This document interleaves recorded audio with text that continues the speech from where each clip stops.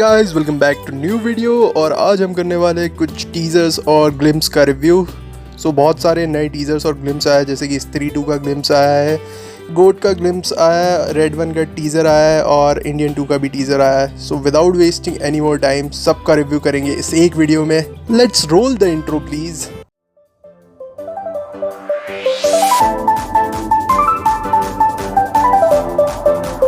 So guys, हमारा first topic है स्त्री 2 का ग्लिम्स। स्त्री 2 का ग्लिम्स रिसेंटली रिलीज़ कर दिया गया। वैसे तो ये मुंजिया के साथ ही अटैच कर के रिलीज़ कर दिया था पहले ही थिएटर्स में, बट अब इसे डिजिटली भी रिलीज़ कर दिया गया है।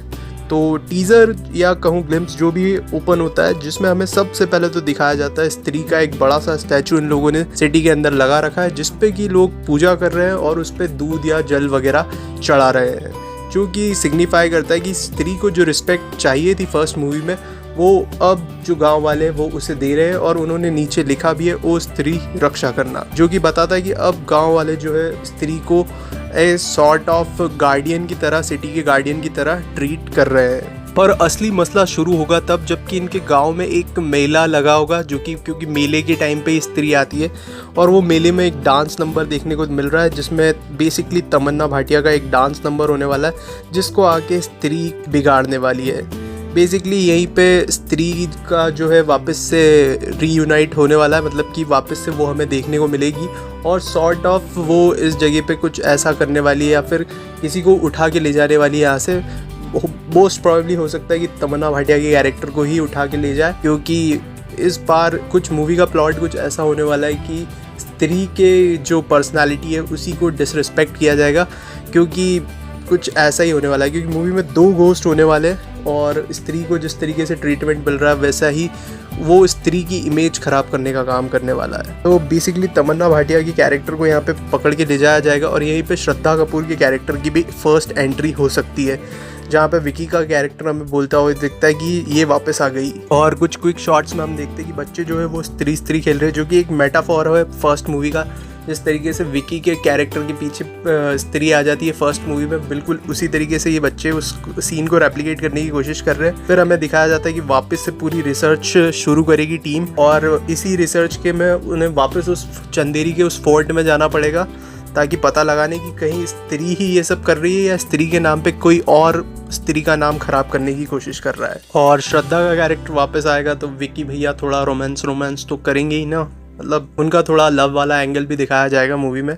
और वहीं पर गैंग का ट्रायो की कॉमेडी तो ऑलमोस्ट होने ही वाली है, क्योंकि वो तो देख के ही पता चल रहा है। बट सबसे ज़्यादा यूनिक चीज़ अगर तुमने नोटिस करी होगी तो वो होगी कि इसमें माइंड कंट्रोल, यहाँ पे बेसिकली हर किसी का माइंड कंट्रोल किया जा रहा है। जैसे कि फॉर दिस सीन हमें यहाँ पे बिट्टू का माइंड कंट्रोल होता हुआ दिखाई दे रहा है, और इस सीन में जना का, और इवन इस सीन में तो मुझे ऑलमोस्ट पूरे गांव वालों जितने भी आदमी लोग दिख रहे हैं उन सबका ही माइंड कंट्रोल किया जा रहा है। और एंड में हो सकता है, मे बी प्रोबेबिलिटी ये हो सकती है कि विकी को वापस श्रद्धा से फाइट करनी पड़ेगी और श्रद्धा की चोटी काटनी पड़ेगी। मे बी ऐसा कुछ सीन इंटरवल ब्लॉक तक हो सकता है, क्योंकि विकी समझ रहा होगा कि इस सब के पीछे श्रद्धा का कैरेक्टर है, जो कि स्त्री है बेसिकली। बट एक चीज़ और भी मैंने नोटिस करी कि इस टीज़र में जो है पहले वुमेन्स को ज़्यादा उठाया जा रहा है, क्योंकि स्त्री का काम क्या था, सिर्फ लड़कों को उठाती थी और कपड़े छोड़ जाती थी। यहाँ पर इस बार जो है चोटी वोटी पकड़ के, मतलब कि लड़कियों को भी किडनैप किया जा रहा है। तो जो लेडीज़ों को किडनैप किया जा रहा है वो पर्सन जो भी वो चोटीज़ का यूज़ कर रहा है। और इवन एक अननोन एंटिटी भी हमें दिख रहा है जो कि लड़का है, बट वो लड़की बन के घूम रहा है सिटी के अंदर या गांव के अंदर जो भी। और वहीं पे हमें इस मूवी में एक और विलन का वो तो पता ही है कि एक सिर कटा शैतान भी होने वाला है, जिसका रेफरेंस हमें पंडित जी के हाथ में इस फोटोज़ में देखने को मिल जाता है। और एट सम शॉट हमें ये भी देखने को मिलता है कि लोग वापस वो काट रहे हैं, वो स्त्री रक्षा करना पे वापस वो लगा रहे, जो कि बताता है कि इसमें जो दूसरा विलन जो होने वाला है, जो दूसरा गोस्ट होने वाला है, वो स्त्री की इमेज डिसरप्ट करने की कोशिश करेगा। और फिर आखिरी का क्लाइमैक्स वही होने वाला है, good entity versus bad entity, मतलब गोस्ट वर्सेस गोस्ट फाइट होने वाली है। और इसी सब में विकी का भी कुछ इंपॉर्टेंट रोल होगा। फिलहाल तो अभी टीज़र देख के इतनी ही डिटेल मुझे फील हुई है। अब चलते हैं नेक्स्ट टीज़र के बारे में, जो कि है गोट का। So guys, teaser open up होता है एक चेस सीक्वेंस के साथ, जहाँ पे हमें दिखाया जा रहा है कि एक ब्लैक कलर की बाइक्स और ब्लैक कलर के लोग हैं जिन्होंने ब्लैक ड्रेस पहन रखा, और ये थलपति विजय और यंग थलपति विजय के पीछे पड़े हुए हैं, क्योंकि हमें इस मूवी में 2 थलपति विजय देखने को मिलने वाले। अब या तो इसको लेके 2 प्रोबेबिलिटी हो सकती है कि एक थलपति विजय होने वाला है, यंग वाला जो होने वाला है वो या तो क्लोन हो सकता है, या फिर हो सकता है थलपति विजय जो ओल्ड वाला थलपति विजय उसी का ही यंगर वर्जन हो, जो कि टाइम ट्रैवल करके खुद को बचाने यहाँ पे आया है। या एक पॉसिबिलिटी और भी हो सकती है कि ये कैरेक्टर हो सकता है पहले तो थलपति विजय को मारने आए, क्योंकि हमें आगे की कुछ क्विक शॉट्स में ऐसा देखने को मिल रहा है कि कोई थलपति विजय को मारने की कोशिश कर रहा है। और क्योंकि ये बंदा ऑलरेडी मिलिट्री वगैरह में भी रह चुका है, मिलिट्री बैकग्राउंड है इसका स्पेशल फोर्सेस में, तो इसे मारना इतना ईजी नहीं होने वाला। और मूवी का जो प्लॉट होने वाला है वो उसमें पॉलिटिक्स का हैवी इन्वॉल्वमेंट होने वाला है, क्योंकि हम देख सकते हैं कि ये जो पूरी जो सिनेरियो है ये रशिया के अंदर सेट होने वाला है। क्योंकि आप नंबर प्लेट नोटिस करोगे तो आपको नंबर प्लेट पे रशिया साफ मेंशन दिख जाएगा, और साथ ही हमें ओजोन भी दिख रहा है जो कि बेसिकली रशिया का अमेज़न ही समझ सकते हो तुम इसे।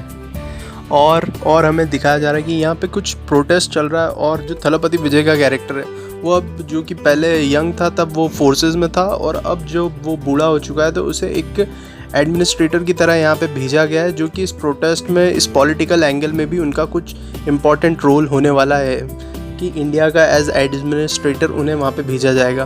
पर वहीं पे कुछ लोग जो चाहते हैं कि थलपति विजय का कैरेक्टर मारा जाए और उसे होटल में मारने की कोशिश की जा रही है, और उसी के बाद से ही ये एक्शन सीक्वेंस जो बाइक वाला है ये शुरू होगा, क्योंकि दोनों ही उसमें देख सकते हो कि थलपति विजय की जो कॉस्ट्यूम है वो ऑलमोस्ट सेम नज़र आ रही है। और क्लोन वाला प्रोपेगेंडा मुझे थोड़ा इसलिए ज़्यादा लग रहा है क्योंकि इस शॉट में हम देख सकते हैं कि थलपति विजय का एक कैरेक्टर एक चैम्बर के अराउंड है, और उसके आसपास जेनेटिक्स क्लोनिंग की ही टेक्नोलॉजी रखी गई है, और ये जो चैम्बर में हो सकता है थलपति विजय का क्लोन हो। एंड नेक्स्ट ये वाला सीक्वेंस जहाँ पे ये फायर वाला जो सीक्वेंस है ये मुझे पोस्ट प्रोबेबली लग रहा है कि एक प्लेन के अंदर सेट होने वाला है, जहाँ से थलपति विजय कूदने वाले, क्योंकि ये कॉस्ट्यूम हमने उनकी ऑलरेडी कितने सारे प्रमोशनल मटेरियल में देखी है, और यहाँ पे भी वो उसी कॉस्ट्यूम के अंदर नज़र आ रहे हैं। तो मोस्ट प्रोबेबली हो सकता है ये एक प्लेन का सीन हो जिसमें आग लगने वाली है और अब थलपति विजय को उसमें से जंप करना है। सो ये था गोट का ग्लिम्प्स का रिव्यू जितना मुझे समझ में आया। सो गाइज नेक्स्ट टीज़र है रेड वन का, जो कि हमारे ड्वेन जॉनसन के बारे में है। ड्वेन जॉनसन और क्रिस इवांस की एक टीम अप मूवी आ रही है जिसका नाम है रेड वन। तो टीज़र जो फाइनली ओपन अप होता है नॉर्थ पोल में, जहाँ पे हमें सेंटा क्लॉज की फैक्ट्री दिखाई जाती है और हमें इंट्रोड्यूस कराया जाता है जेके सिमंस AKA निक AKA Santa Claus AKA red one से, जो कि बच्चों को सेंटा क्लॉज है गिफ्ट देते हैं और उनका हो जाता है किडनैप। अब ये किडनैप किसने करा, कैसे करा, और अब सेंटा क्लॉज को वापस लाने की जिम्मेदारी है हमारे ड्वेन जॉनसन के ऊपर, जिसके लिए उन्हें टीम अप करना पड़ेगा ना चाहते हुए भी हमारे Captain America AKA Chris Evans के साथ, जो कि एक बेस्ट ट्रैकर है, और ये दोनों मिलकर ढूंढने वाले हैं सेंटा क्लॉज को इन रियल वर्ल्ड में। तो वहाँ पे बहुत सारा फन और एक्शन देखने को मिलने वाला है इस मूवी में। एक कम्प्लीटली एक्शन कॉमेडी फिल्म होने वाली है, और जहाँ पे हमें कुछ यूनिक भी देखने को मिलेगा कि किस तरीके से सेंटा क्लॉज को एक मिथ माना जाता है और किस तरीके से उसके कैरेक्टर्स जब रियल लाइफ में क्रिस इवांस एडजस्ट करेगा उस कैरेक्टर्स के साथ, तो देखने में काफ़ी ज़्यादा मज़ा आएगा कि जो इन दोनों की केमिस्ट्री देखने को मिल रही है, कॉमेडी वाइब वो काफ़ी ज़्यादा अच्छी दिखाई दे रही है। इसको जुमानजी के डायरेक्टर्स ने ही डायरेक्ट करा है, तो बेसिकली अच्छी खासी एक एक्शन कॉमेडी फिल्म तो आप एक्सपेक्ट कर सकते हो। वहीं पे इस पर क्रिसमस वाइब्स भी अच्छी खासी आ रही है, और मूवी रिलीज़ भी नवंबर के टाइम में हो रही है, तो देखने में काफ़ी ज़्यादा मज़ा आएगा।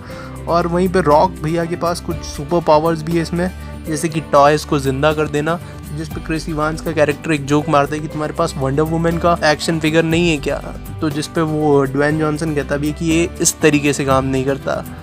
देख रहे हो क्रिस इवांस वंडर वुमन के साथ चाहिए इनको।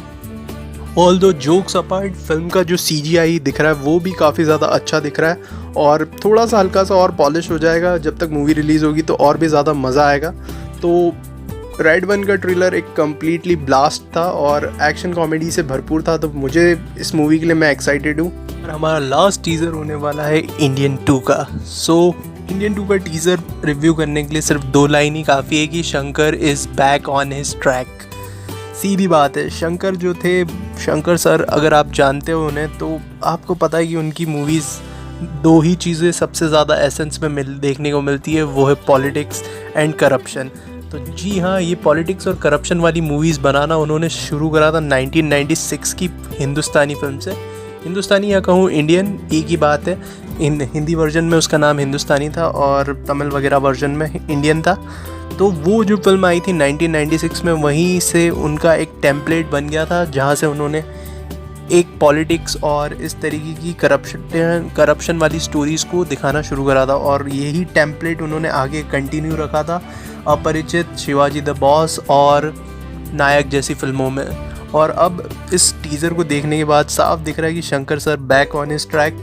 क्योंकि 2.0 स्लाइटली थोड़ी सी मुझे डिसअपॉइंट लगी थी, बट इसको देख के कम्प्लीटली ऐसा फील हो रहा है कि शंकर सर का जो एकदम बेस्ट है जिसमें पॉलिटिक्स और करप्शन को दिखाने में, वो उसमें वापस जा चुके हैं। और ये मूवी जो होने वाली है बेसिकली पॉलिटिक्स और करप्शन पे ही फुल फोकस होने वाला है इस मूवी का।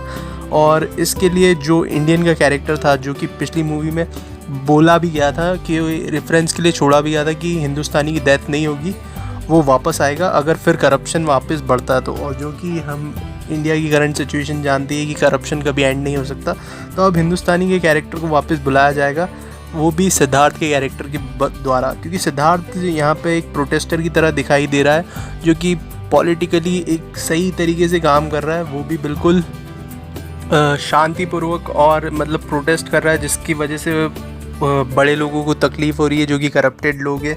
तो वो इसे अरेस्ट वगैरह करवा देंगे और उसके बाद इसे लगेगा कि अब सिर्फ मैं अकेला काफ़ी नहीं हूँ, तो फिर उसके लिए हिंदुस्तानी को वापस बुलाया जाएगा, जो कि कमल हसन का कैरेक्टर होने वाला है। और अनडाउटेडली कमल हसन इसमें भी अपने लुक्स की वजह से तो हमेशा जाने ही जाते हैं कि वो हर मूवी में अपना डिफरेंट लुक रखते हैं, तो इसमें भी उनके डिफरेंट लुक्स आपको देखने को मिलेंगे। और एक विजिलेंटी कैरेक्टर को वो इस मूवी में भी प्ले करेंगे, जो कि उन्होंने फर्स्ट मूवी में भी प्ले करा था। वैसे तो उनके कैरेक्टर का नाम सेनापति होगा और वो हर करप्टेड वंस को एकदम अच्छे से पनिशमेंट देगा, और यही मूवी का ओवरऑल प्लॉट भी हमें देखने को मिलेगा। वहीं पे कुछ और भी इम्पॉर्टेंट कैरेक्टर्स हमें देखने को मिलेंगे, जैसे कि बॉबी सिम्हा का कैरेक्टर इसमें पुलिस का कॉप का रोल करने वाला है। वो जो पुरानी मूवी में कॉप का रोल कर रहे थे, वो अंकल जी को भी वापस लाया गया है। और वो खुद बता भी रहे कि उनकी लाइफ में सिर्फ एक ही केस जो था वो सॉल्व नहीं हो पाया था, वो था हिंदुस्तानी का केस। और अब उस केस को आगे बॉबी सिम्हा का कैरेक्टर फॉलो अप करने वाला है। इन पर रकुल प्रीत भी होने वाली है मूवी में, काजल अग्रवाल भी होने वाली है। बाकी मूवी का जो एक्शन होने वाला है वो काफ़ी ज़्यादा स्टाइलाइज्ड होने वाला है और काफ़ी ज़्यादा बड़े लेवल का होने वाला है, क्योंकि प्रोडक्शन वैल्यू तो हमें देखने को मिल ही रही है कि प्रोडक्शन लेवल इसका अच्छा खासा होने वाला है। और ये मूवी इस पार्ट में कंटिन्यू नहीं, मतलब कि कंप्लीट नहीं होगी, इसे कंटिन्यू किया जाएगा। इसका एक थर्ड सीक्वल भी आने वाला है फाइनली। चलो, दोनों सीक्वल्स की शूटिंग जो है इन्होंने बैक टू बैक करी थी, तो अब हमें इसका थर्ड सीक्वल भी देखने को मिलेगा। सो ओवरऑल मूवी की स्टोरी मुझे तो ठीक ठाक ही नज़र आ रही है।